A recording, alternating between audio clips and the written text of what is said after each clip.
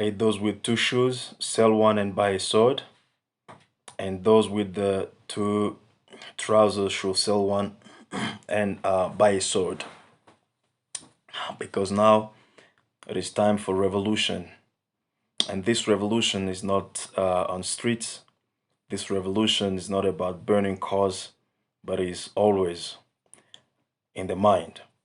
Peace and power to you, African families, from wherever you find yourself. We greet you with a peace and with power from the African Continental Unity Party. It is a pleasure to have you again after a long time uh, on our weekly discussion. We haven't had one of such, but just today, just a quick feedback, or actually a reflection, actually, just a quick reflection regarding the situation in the world today, the situation that is happening right now in between Russia and Ukraine. I think it's time that we as African people have to actually sit down, observe, and study critically and understand what we have to do. A wise person said that when you see the superpower, for example, Russia and United States fighting, you don't side with either one of them because they are all slave masters. You wait to see them killing each other, and after they fought with one another, they will be probably tired. That's when you now begin to fight all of them now to destroy all of them and overturn the system. So I think that is the attitude because I see now many of us are alienated. Some of us are aligning themselves with Russia, others are aligning themselves with Ukraine. But the fundamental question of why, that is what we don't actually ask. I think it's better that we should ask this question before we do anything because everything that we do in life is either constructive or non constructive, right? When you choose to side yourself with Russia, the decision is constructive or non constructive. There cannot be something in the between. It's only one of them, constructive or non constructive. When you choose to side yourself with Ukraine, the decision is constructive or non constructive, nothing in the between. But now it is up to you to actually understand why you choose to side with either of them. You need to understand correctly why do you choose to side either with Russia or with Ukraine as African people, because that's very important. We have always made that mistake. We have made that mistake many times in the history. You'll find that we have sided sometimes with Arabs, sometimes with uh, with the with the Europe, but at the end we were deceived. So it is now time that we need to think critically about what really we want, and from the ACUP's perspective, there's no need to really side with anybody. You just have to we just have to watch carefully and watch them obviously. And when they finish fighting each other, if we have the possibility, we join to fight all of them. That's Afrocentric and revolutionary perspective, by the way. Because if you know something in that region, either Ukraine or Russia, you will know that those two, or that region in particular, is a region where racism is actually rampant. As a black person, you are you are not treated well in that particular area. So the point here is not about Russia, Ukraine, or other countries, not about labels, because those labels are the concepts that really, in most cases, don't mean something important. The most important thing here is the system against a certain people, right? And that system we're talking about is the international system of white supremacy. So whether you talk about Ukraine, whether you talk about Russia, whether you talk about France, as long as you, as a black person, you are still, according to the system, you are still classified as a second class citizen, a person that has to be serving the interest of the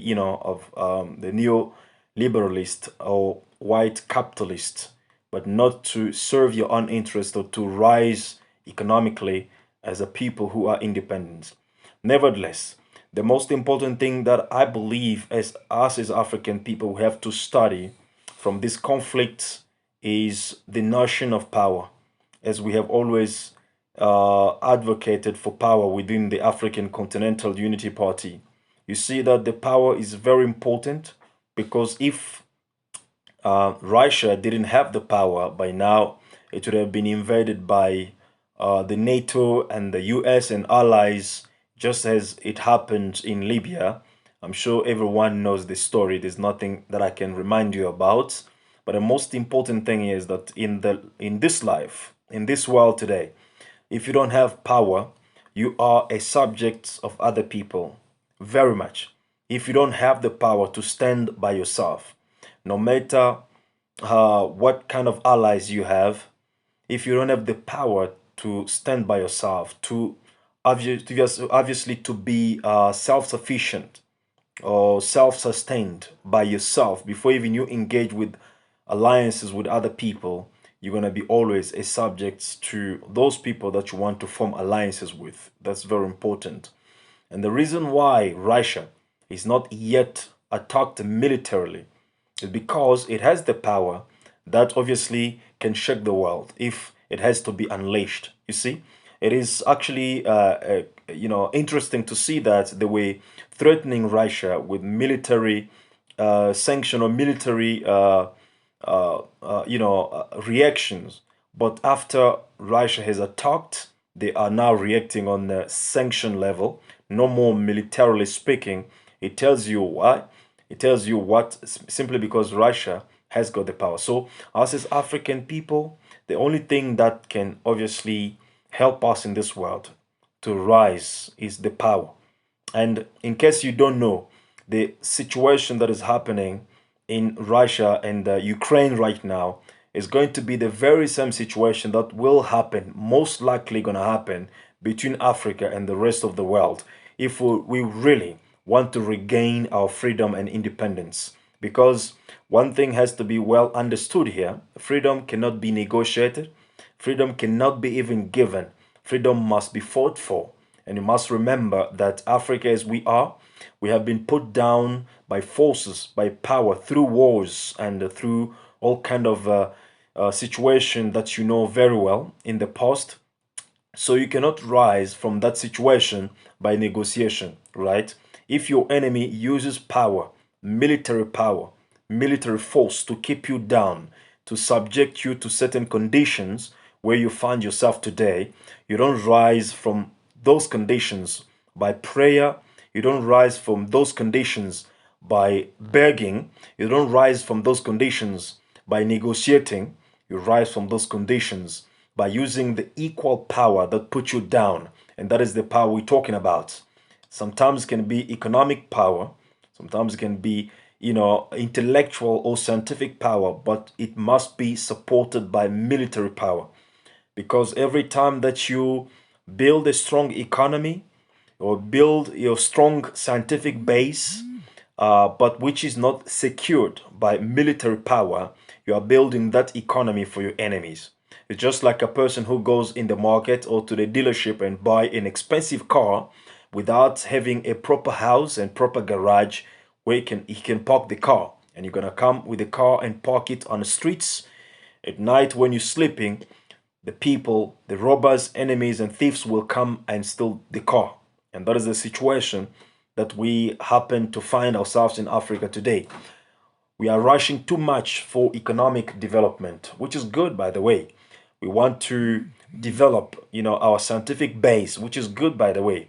We want to develop our technological industry, which is good, by the way. But if we don't have a military base to protect our economy, the economy that we are developing, to protect the scientific base that we are developing, to protect the technology that we are developing, everything that we do, we are doing it for our enemies. They will come easily because the door is not secure.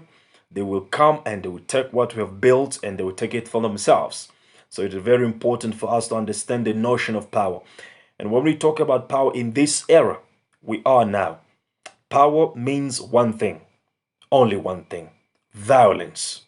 You must understand that power means but one thing: violence. It means the capacity of violence that you have, or the capability that you have to inflict violence upon your enemies. That is the definition of power in this era of imperialism or neocolonialism, or most precisely neoliberalism. The power is the capacity that you have to inflict violence upon your enemies. That is the power we're talking about. How do I say the power is violence in this time? Because when you look at all so-called superpowers in the world today, all the nations that are called powerful nations in the world are the nations that have the capability or the tools that can be used to inflict violence upon the enemies. We're talking about nations that have nuclear power, the nations that have biological power, nations that have all kind of powers that can be used to create not peace but only violence. So African must not be, illusional about today's world. It's not about peace, it's not about love, it's not about unity. It's only about power. For you to have a voice, for you to sustain yourself in the current global paradigm, for you to make things happen, you need to have the power. And that is the power that we are advocating within the African Continental Unity Party, because we believe our way out of this 21st century, it is through the power that we are looking for. And this power can begin can we can start by building this power from the foundation structure of it, which is the unity of African people. If we are not united, we cannot have a meaningful voice or meaningful actions that reflects the power that we need in this generation and in the future generation. So we need to unite as African people. We need to come together and build the power base that will obviously give us the leverage in the world, that will give us a voice in the world, the power that will give us, the ability to change things and to affect things in the world.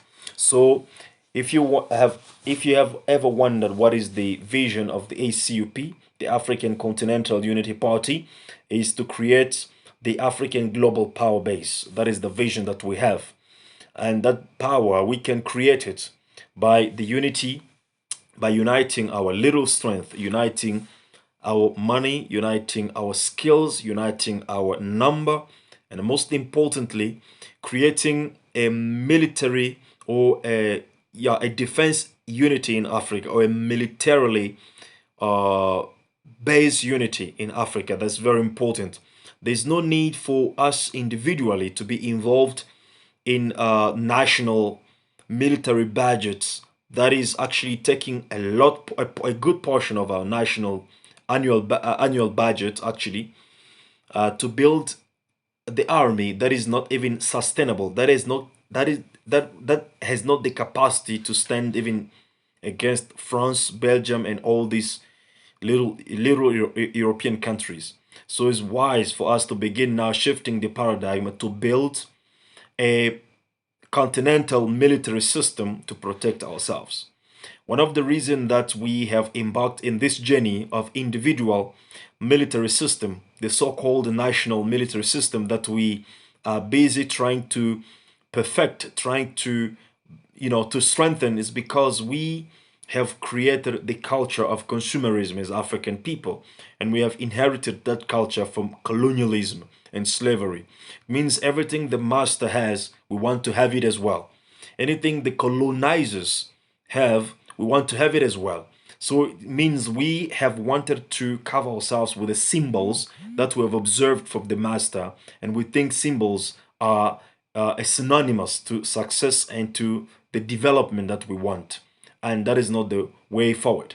For us as African people, we need to rethink our strategies and to build, the continental military base that can protect the whole continent of Africa. No one country, no protecting one country, because there's no way you can. I don't know how much money you can put in place to build a national army called, I don't know, Congolese army or South African army to stand against China, US, Russia, and whatsoever. So it's only when we can bring our national budgets together we'll be able to build a continental military base that can obviously defend and protect Africa as a whole. That's very important because I'll give you an example. In 2016, individually speaking, we spent in Africa about 42 billion US dollars for, for military purpose for our national armies. Well, one has to ask the question: why do we spend all this money individually while we don't have a history of, perpetrate or protracted war between us as African people? We only have wars of invasion from the Western world or maybe from China. It might happen as well, which requires that we should be prepared now. So why do we involve a lot of money that can be used to create economical condition for our people? Why do we use all this money for individual military base, which in reality does not even protect our people? It only protects the elites, the African elites, which is ruling the continent, by the way. Most of this money is used to buy, to buy armed vehicle for presidents, for ministers and stuff like that, but not really to arm correctly our national guards. So we need to ask all these questions. And the way forward is that we need to bring the money together and build a continental military base that can obviously now protect the whole continent of Africa. That is the way forward for the rest of the 21st century and as centuries to come. And we need to be careful. And this is the perspective from the African Continental Unity Party. And if we have two shoes, you need to sell one and buy a sword. If you have two trousers, you have to sell one and buy a sword, because now it is a time of revolution, and this revolution is no longer on the streets, it is in the mind. Peace and power. Thank you very again.